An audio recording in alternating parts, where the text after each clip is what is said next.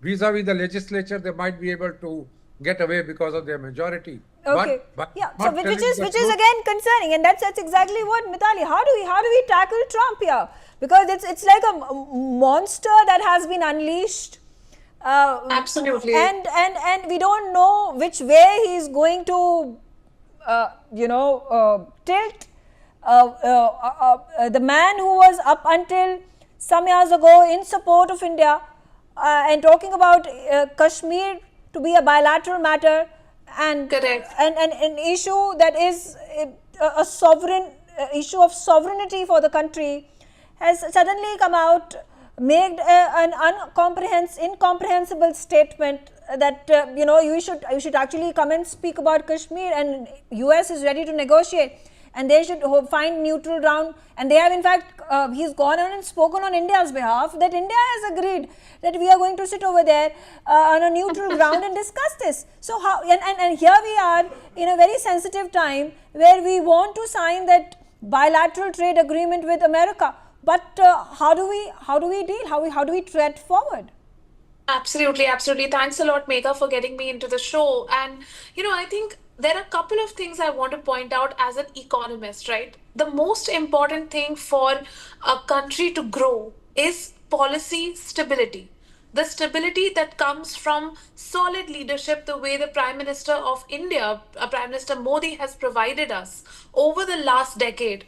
And you see, where has it brought India? It has made India today the fourth largest economy in the world and is taking us to be the third largest economy in the world, right? This steady leadership is what brings policy certainty across sectors, across industries, and prompts private sector to invest in the future of the country. Now, when you have an administration which is constantly saying, today I'm imposing 145% tariff, tomorrow I'm imposing 20% tariff, like in just a matter of one evening, that entire policy changes on its head.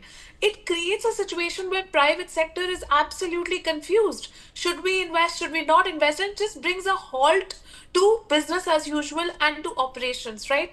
So, firstly, we are dealing with an unprecedented level of policy uncertainty, particularly in the trade space, but also in the domestic space of the world's largest consumption market.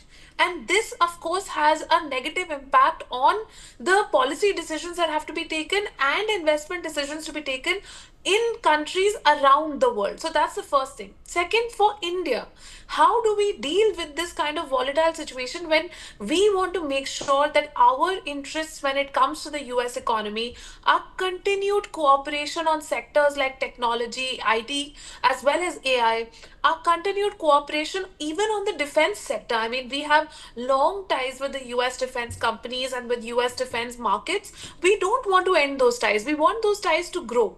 We want our ties in terms of, semiconductors, electronics, all these growing industries to grow. And for that, we have to continue working with these industries one to one. We have to continue working at a firm to firm level.